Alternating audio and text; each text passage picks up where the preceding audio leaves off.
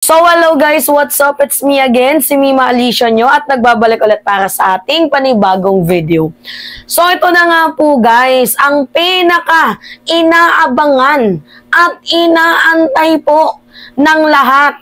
Nag-comment na rin sa wakas.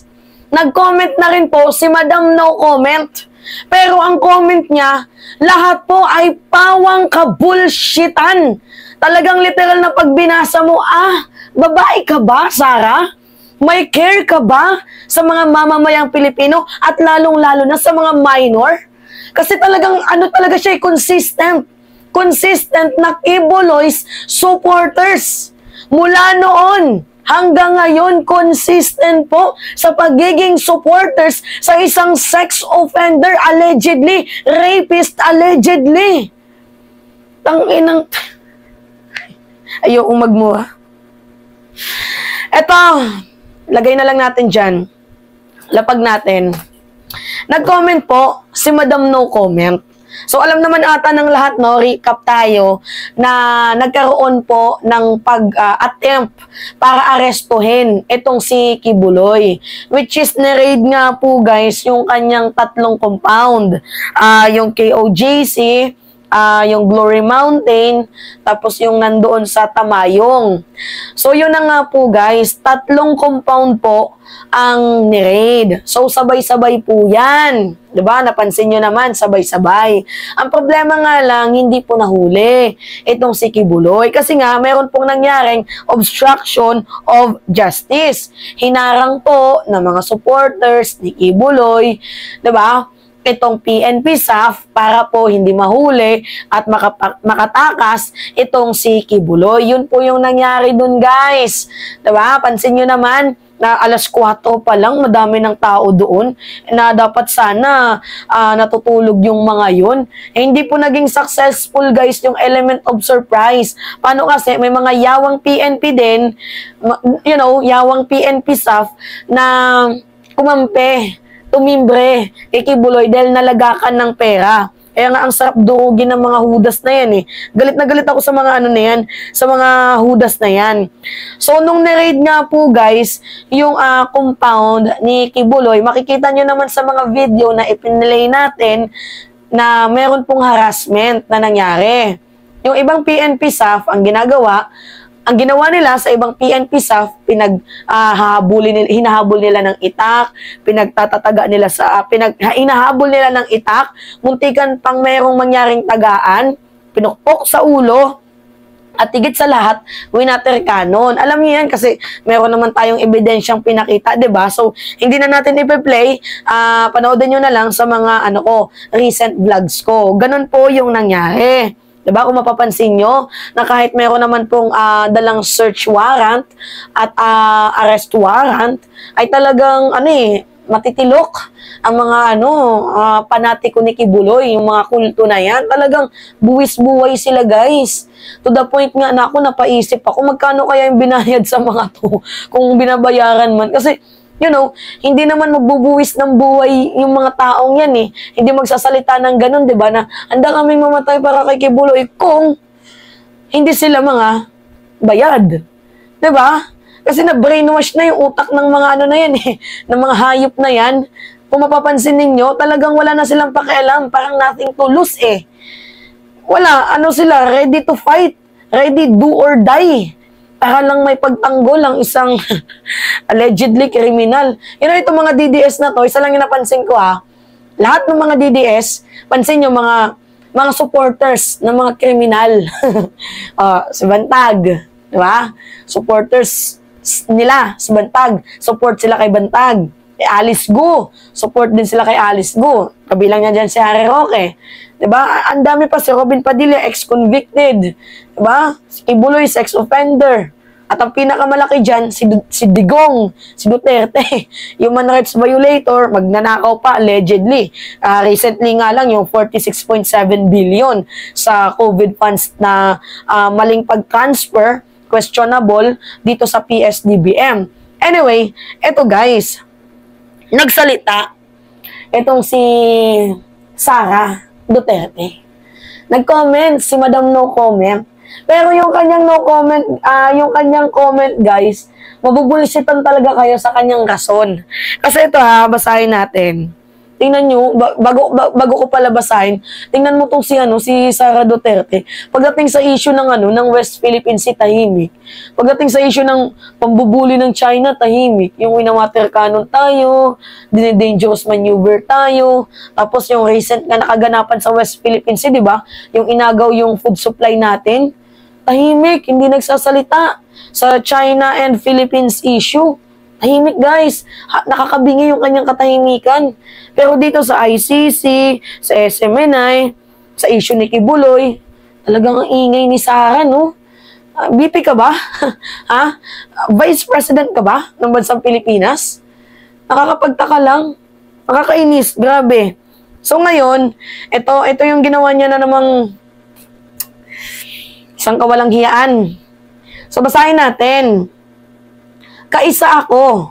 Himay-himayin natin to, guys, Kaisa ako sa mga nananawagan ng maayos, katanggap-tanggap. Ano ba yung meaning sa inyo, guys, ng katanggap-tanggap?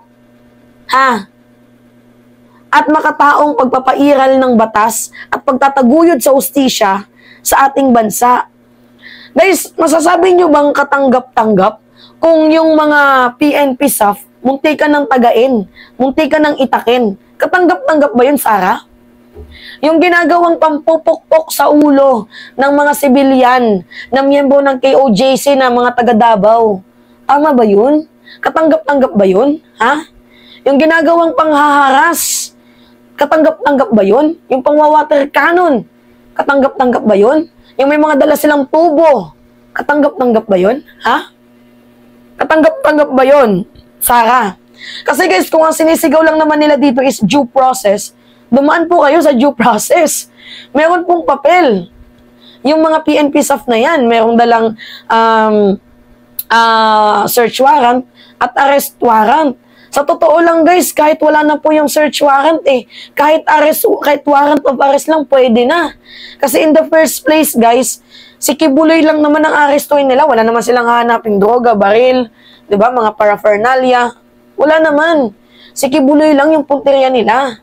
Pero ang nangyari, guys, dalawa yung papel nila na dala. So, walang breaching na nangyari. Walang injustices na nangyari. Walang martialo na nangyayari. Kasi dinaan kayo sa legal and due process. Pero guys, sasabihin ko sa inyo kung sakali mang walang mga dalang papeles, itong mga pulis na to, tapos bigla lang silang pumasok dyan, na-arrestuin si Kibuloy nang walang order. Kahit ako, kakampi naman ako kay Kibuloy. Kaso guys, wala Merong dala sila merong papel. Complete. 'Di ba? Tapos anong ginawa ninyo? Katanggap-tanggap ba yun? Yung pamumukpok ninyo? Yung muntikang pag-attempt ninyo ng pag-itak? Pagwawater cannon ninyo, pangharas? Katanggap-tanggap ba yun? You are seeking for the justice, di isuko nyo si Kibuloy. Basic. 'Di ba? Isuko nyo si Kibuloy kasi kamusta naman yung mga batang na-rape ng mga minor? Kamusta naman yung pagiging sex offender niya allegedly? Kamusta naman yung kanyang pagiging money launderer? Yung kaso niyang coercion, human trafficker, human rights violator. You are seeking for the justice and yet you are supporting for the criminals? My God, double standard yarn? Hindi guys, nagtatanong lang, double standard ka ba, VP? Nakakatawa lang isipin Okay, tuloy. Kasunod ito ng magulong pagpapatupad ng arrest warrant. Guys, so take note nyo magulong pagpapatupad. Pag-usapan natin mamaya si Apolinario. Laban kay pagpapatupad ng arrest warrant, laban kay Pastor Apollo C. Kibuloy, kahapon, nasanhi ng questionableng pagpapakita ng labis na puwersa at otoridad sa harap ng mga sibilyan. Bakit mo ine-educate yung otoridad? Na ang mali dito in the first place, yung mga sibilyan. Yung otoridad, dinaan po kayo sa due process. Meron pong search warrant at meron din pong warrant of arrest. Bakit hindi mo pangaralan itong si Kibuloy? Kasi ginagawa niyang human shield, yung mga kulto niyang miyembro. Kung ayaw nyo palang magkagulo, di sana in the first place, pinasuko nyo na si Kibuloy. Si Sarah wala talaga sa katinuan, no? Kababae mong tao. Ngayon, yung sinabi niya na yung pagpapatupad, yung magulong pagpapatupad ng arrest warrant, kamusta naman yung eksena ninyo doon kay kay Apolinario? Oo, mayroon kayong search warrant. Diba? Tandaan nyo yun, guys. Press 1 nga sa mga comment nga kayo kung natatandaan nyo yung kaso dito kay Apolinario, kay Joey Apolinario. Apolinario Mabini. Diba? Kay Joey Apolinario na kung saan sinilbihan nyo ng search warrant of arrest, tapos ang nangyari, nanlaban kasi guys, yung mga panatiko din ni ni Apolinario sa Kapa nanlaban. Wala akong kinakampihan dito kasi para scammer yung dalawang yan. Pero yung punto ko dito, ang double standard kasi ni Sarah. 'Di ba, to the point na sasabihin niya na magulo daw yung pagpapatupad ng arrest warrant kay Kibuloy, na in the first place, yung nangyari kay Apolinario doon sa Kapa, ganun din, magulo din. Nanlaban yung mga yung mga tao doon sa Kapa. Anong nangyari? Pinagbababaril. May 2 namatay. Injustices nga yung nangyari. Kaaway din ni Kibuloy yun eh. Si Apolinario.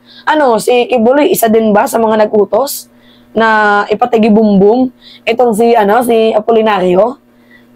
Mabuti nga kay Kibuloy, dinaan sa sa due process na kahit nang naharas yung mga KOJC fanatico member, yung mga kulto, kahit mantataga na, nagpupukpok, winawater cannon, yung PNP SAF, yung nakabatalyon dyan, di ba?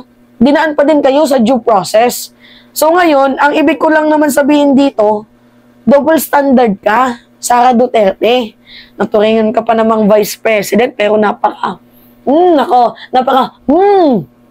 nanggigigil ako. Nakakagigil. Okay, sa ating pagpapairal ng batas, huwag natin kalimutan ang kaligtasan ng lahat. Ligtasan daw guys ng lahat. Lalo na mga sibilyan, mga mahalagang matiyak na malayo sa panganib ang mga kabataan. Ginagamit mo na naman yung civilian, kabataan. Ang galing yung acting like a victim. Na in the first place, kung pinagsabihan mo sana itong si Kibuloy, if you are a true friend, pagsasabihan mo siya kasi mali si Kibuloy 2011 pa nang umusad yung kaso, 2019 nung nagkaroon ng naakyat sa Regional Trial Court, and 2020 na dismiss. Pero nung ni-reopen, may probable cause naman. Diba? So, ginagamit mo yung civilian, yung kabataan, para magpa-victim na in the first place, si Kibuloy yung merong tama dito, yung merong kasalanan. Kung pinasuko mo sana yan, walang masasaktan. Diba? Kasi ang ginagawa ni Kibuloy, alam mo, gago talaga to si Kibuloy, no? Nakaka-stress ng kipay. Biruin mo, sasabihin niya, manlalaban daw siya. Hindi naman nanlaban. Ang ginamit niya yung kanyang mga KOJC fanatico member. Diba? Ginawa niyang human shield. Ito namang mga tangang pulto na to, okay lang, oo lang ng oo. Mga tarantado, tuwanda silang isugal yung buhay nila para sa isang sex offender. Gago ba kayo? Uy, saan kayo pinulot? Itong mga yawang to. Tanong ko lang, sino yung nanay nyo? Di ba itong si Kibuloy, appointed son of God daw? Di ba? Appointed son of God siya. So, basically, may power siya. Kasi appointed niya So, bakit niya ginagawang human shield? Bakit niya ginagawang shield? Yung mga tao. Human shield nga. Di ba? Na in the first place, sabi ni Kibuloy, kaya niyang pindutin ang vibrator ng mundo. Kaya niyang magpalindol. Ba't di niya ginawa? Di ba? Kaya niyang pindutin daw guys yung vibrator ng mundo. Kaya niyang magpalindol. Kaya niyang magpa-stop. O bakit hindi mo na pa-stop yung PNP SAF na hulihin ka? Ay, napastop niya nga guys, kasi gumamit pala siya ng mga tao. Ang galing din talaga ni Kibuloy, no? Gumana ang powers ni Kibuloy. Tapos ngayon, pinagana mo na naman ang powers mo para i-defend ka ng isang, ng isang VP na medyo, ayoko na lang bobo. Sabi pa nga ni Atty. Larry Gadon. Okay. Ulit tayo. Huwag din sana natin kalimutan ang pandarahas sa ating mga mamamayan ay paglapastangan sa ating demokrasya. Oh my goodness. Sana mapanatili ang respeto, kaayusan at kapayapaan sa ating bansa. Demokrasya. Wow, coming from you, coming from the human rights violator, demokrasya, hustisya, kapayapaan, respeto. If you want to be respected, magparespeto ka. Nagsisimula ang respeto sa sarili. Gusto mo ng kapayapaan, isuko nyo si Kibuloy. Dahil unang-una, may kaso. Umakyat na sa Regional Trial Court. May probable cause. And you are seeking for the democracy. How about yung mga taong biniktima niya? Yung mga minor na kinakadyot niya. Diba? Yung mga pinagpapalimos niya. Yung mga taong nagbibigay ng 10% tapos minsan gusto full na sweldo nila ibigay kay Kibuloy sa simbahan. You are seeking for the justice, you are seeking for the democracy, respect, pero sa inyo, hindi ko nakita yun. Bakit naman ganun? Ano ba naman siya? Nakakatawang isipin, no? Kantado nga. Okay. Maging laging mahinahon din sana ang mga Dabawenyo at buong sambayan ng Pilipino at magkaisa ang lahat sa panalangin para sa katotohanan at hustisya. Kaya nga kami, 'di ba, nagvo-vlog ngayon, we are seeking for the justice, we are crying for the justice, and gusto din namin mapanagot yung may pananagutan sa batas. Nagkakaisa kami. Ikaw lang yung hindi nakikipagkaisa. Bine-brainwash niyo pa yung mga taga Davao. Ito naman mga taga Davao na miyembro ni Kibuloy, mga bobo din. Sunod-sunuran kayo sa amo niyo, mga tanga, mga hindot, mga yawa. Mga ano to? Bakit hindi mo pagsabihan si Kibuloy? Hindi, matanong lang. Bakit hindi si Kibuloy yung pagsabihan mo? Bakit ang pinagsasabihan mo, yung tao na itigil na ang pambabash kay Kibuloy, ang pulis na itigil na yung pagsisearch nila kay Kibuloy, in the first place, dapat si Kibuloy yung pagsabihan mo. Kasi unang-una, si Kibuloy mayroon pong nilabag sa ating batas. Ang dami niya nga kaso Tapos hindi pa uma-attend. Ano yun? Kakaya kayo? Hindi guys, nakakaya talaga yun. VP ka ba talaga? Asan yung care mo, pagmamahal mo sa ating mga kabataan, sa ating mga minor? Tanong lang, gusto ko lang malaman kung nasan yung care mo. DepEd Secretary ka pa man din, tapos yung simpatsya mo kay Kibuloy, ano yun? Diba guys? Do you agree with me? Press 1 nga. Nangluloko to Diba? Anyway, yun lamang po guys, at it's me again, si Mimalisya nyo, at nagbabalik ulit para sa ating panibagong video.